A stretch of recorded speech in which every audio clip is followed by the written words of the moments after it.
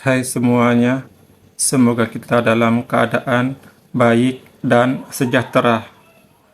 Kedatangan ribuan pengungsi Rohingya pada November tahun 2023 menimbulkan polemik atau menimbulkan banyak masalah dan persoalan.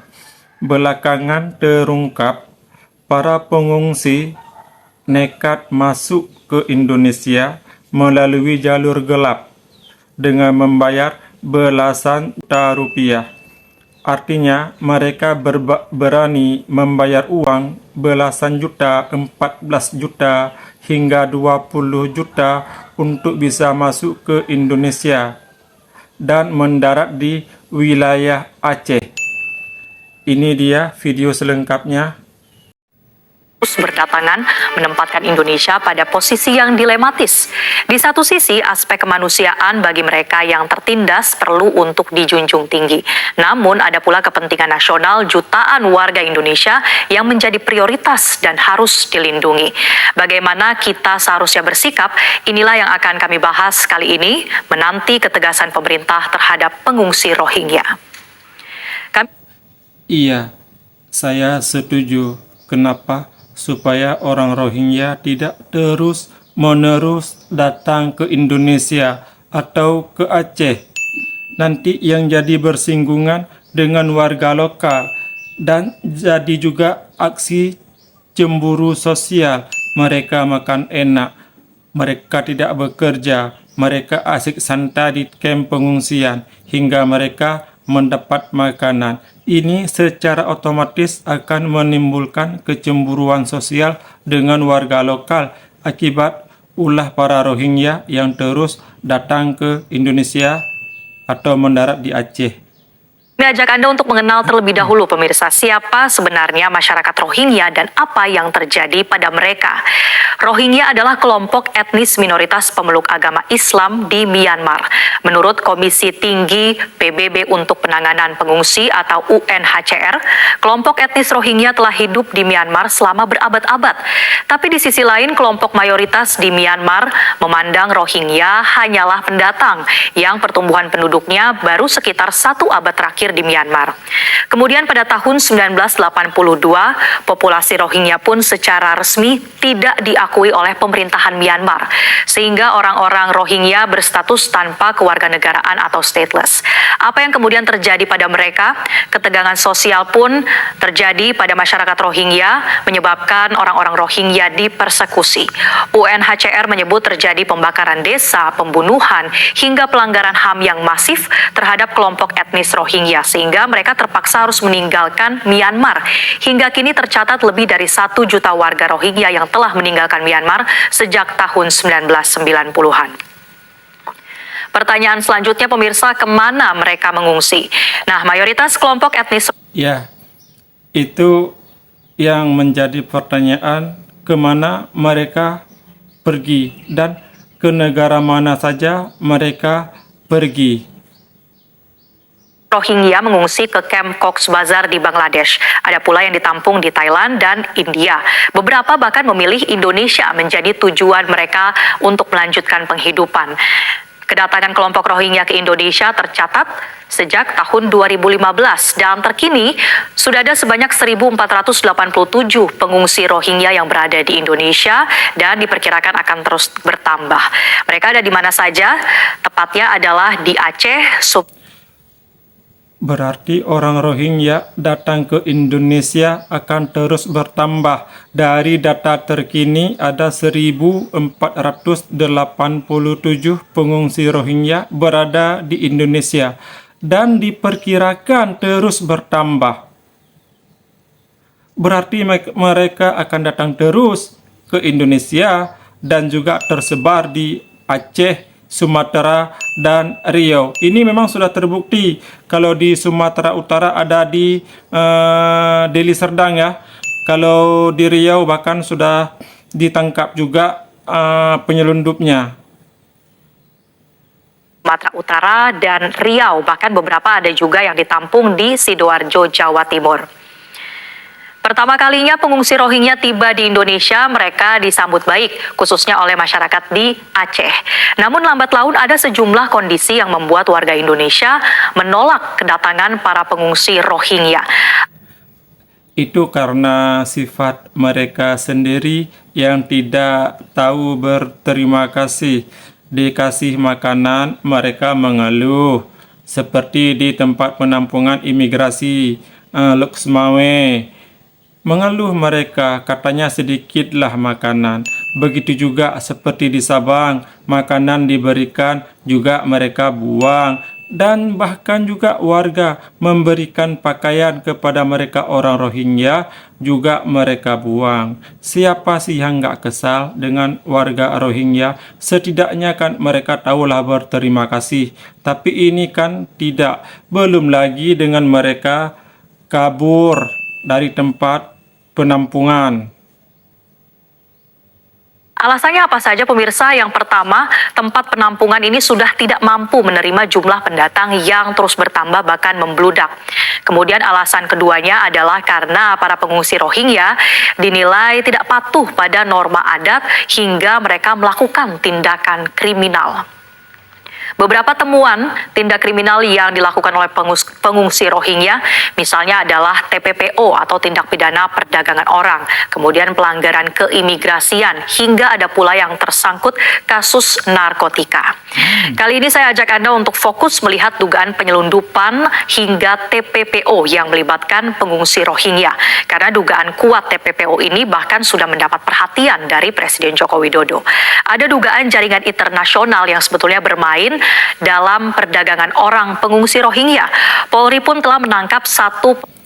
Iya, di Polresta Banda Aceh pun juga sudah ditangkap pelaku asal Bangladesh. Para pelaku TPPO ini menarik biaya dari pengungsi sekitar 7 juta untuk anak-anak, tepatnya adalah 7 juta rupiah dan 14 juta rupiah per satu orang dewasa untuk mereka bisa berlayar dari pengungsian di Cox's Bazar, Bangladesh ke Indonesia. Jadi mereka ini bukan pengungsi yang berasal dari Myanmar, tapi ini dugaan jaringan internasional.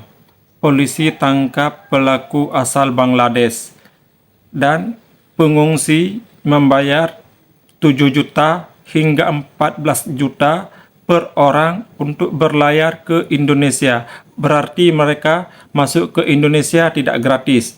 Dan total keuntungan 3,3 miliar. Dan juga polisi sita bukti kartu anggota UNHCR yang diduga diselundupkan pelaku. Yang sudah mengungsi dulu ke Bangladesh baru ke Indonesia. Nah, modus ini berhasil membuat pelaku meraup keuntungan hingga 3,3 miliar rupiah.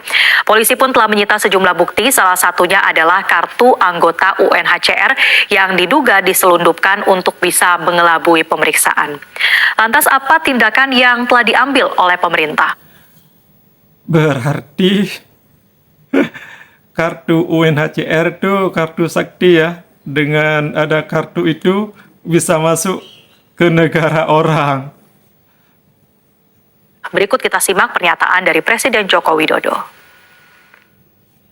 Saya memperoleh laporan mengenai pengungsi Rohingya yang semakin banyak yang masuk ke wilayah Indonesia, terutama Provinsi Aceh. Terdapat dugaan kuat ada keterlibatan jaringan tindak pidana perdagangan orang dalam arus pengungsian ini. Pemerintah Indonesia akan menindak tegas pelaku TPPO dan bantuan kemanusiaan sementara kepada pengungsi akan diberikan dengan mengutamakan kepentingan masyarakat lokal. Pemerintah Indonesia akan terus berkoordinasi dengan organisasi internasional untuk menangani masalah ini. Ya, bagaikan api dalam sekam pemirsa, jika arus kedatangan pengungsi Rohingya tidak segera dikendalikan, dikhawatirkan justru akan merugikan Indonesia. Lantas apa solusi yang ditawarkan oleh pemerintah? Nah, ini ada salah satu pernyataan dari Wakil Presiden Republik Indonesia, Ma'ruf. Ini dari Ma'ruf Amin, nanti ada solusi-solusi yang pas penempatan di mana. Dulu pernah menjadikan Pulau Galang untuk pengungsi Vietnam. Nanti kita bicarakan apakah akan seperti itu lagi. Nah, ini statement dari Ma'ruf Amin ya. Amin yang mengungkapkan solusi penempatan pengungsi Rohingya di suatu lokasi dan Pulau Galang diusulkan jadi penampungan pengungsi Rohingya. Pulau Galang terletak di Batam, Kepulauan Riau, dan dulu pernah menjadi kamp pengungsi Vietnam pada tahun 1979. Tapi ini masih sebatas usulan ya, belum dipastikan apakah langkah ini yang akan diambil pemerintah atau bukan. Di sisi lain, Menko Polhukam Mahfud MD tidak setuju dengan penempatan pengungsi Rohingya di Pulau Galang. Mahfud MD justru menggarisbawahi. Iya, Indonesia sebenarnya tidak ikut menandatangani konversi PBB tentang pengungsi, tapi demi kemanusiaan Indonesia menolong orang Rohingya masuk ke sini. Tapi turun tangan terus-terusan, jadi kewalahan. Besok akan dirapatkan bagaimana caranya mengembalikan ke negaranya melalui PBB karena ada perwakilannya. Nah, di sini maksud kewalahannya karena memang mereka terus-menerus datang ke Aceh. Bahkan kemarin juga sudah tiba lagi di Aceh Barat. Bahwa Indonesia tidak ikut menandatangani konvensi PBB tentang pengungsi. Tapi demi kemanusiaan, Indonesia ikut menolong orang Rohingya yang berlayar ke sini atau ke Indonesia. Tapi kalau terus-terusan, akhirnya bisa kewalahan juga. Pemerintah pun akan merapatkan bagaimana caranya mengembalikan mereka, para pengungsi Rohingya, ke negaranya. Karena ada perwakilannya di sini. Jika Indonesia kemudian tidak meratifikasi konvensi pengungsi, maka Indonesia sebetulnya tidak wajib menerima pengungsi dari negara lain. Adapun konvensi yang dimaksud oleh Menko Polhukam tadi, ini adalah konvensi 51 tentang pengungsi. Isinya adalah mendefinisikan status dari pengungsi dan juga hak-hak apa saja yang seharusnya diterima. Hak-hak yang harus diberikan oleh negara penampung adalah misalnya kebebasan beragama, bekerja, memiliki rumah, hingga bisa mendapatkan pendidikan, dan lain-lainnya. Sementara dalam hukum internasional, pemirsa, berlaku prinsip non-intervensi atau dengan kata lain, setiap negara punya tidak ratifikasi konvensi pengungsi. Indonesia tak wajib terima pengungsi. Berarti kesimpulannya Indonesia tidak wajib menerima pengungsi. Tetapi setiap mereka datang, mereka juga bisa singgah berbulan-bulan di tempat kamp pengungsian. Kehendak bebas untuk menentukan sikap mereka, apakah mau ikut meratifikasi suatu konvensi ataupun tidak. Dan sejumlah pakar pun memberikan catatan bagi Indonesia. Penanganan pengungsi dari luar negeri jangan sampai mengorbankan hak-hak anak bangsanya sendiri. Kami masih akan hadirkan. Ya, itu saya setuju ya. Untuk apa kita mementingkan orang Rohingya sementara mereka datang ke sini aja tidak sah dan tidak resmi. Kalaupun mereka sering-sering datang, maka yang kewalahan warga kita sendiri. Informasi mengenai penanganan pengungsi Rohingya. Kesimpulannya, Indonesia sebenarnya tidak ikut menandatangani konvensi PBB tentang pengungsi. Tapi demi kemanusiaan, Indonesia menolong orang Rohingya masuk ke sini. Tapi turun tangan terus-terusan jadi kewalahan. besok akan dirapatkan bagaimana caranya mengembalikan ke negaranya melalui PBB karena ada perwakilannya. Mahfud MD, Menko Polhukam. Nah, berarti Indonesia tidak berhak menerima pengungsi Rohingya yang datang ke Indonesia karena kita tidak ikut dalam menandatangani tentang pengungsi. Nah, dan sampai di sini, sampai jumpa di video selanjutnya.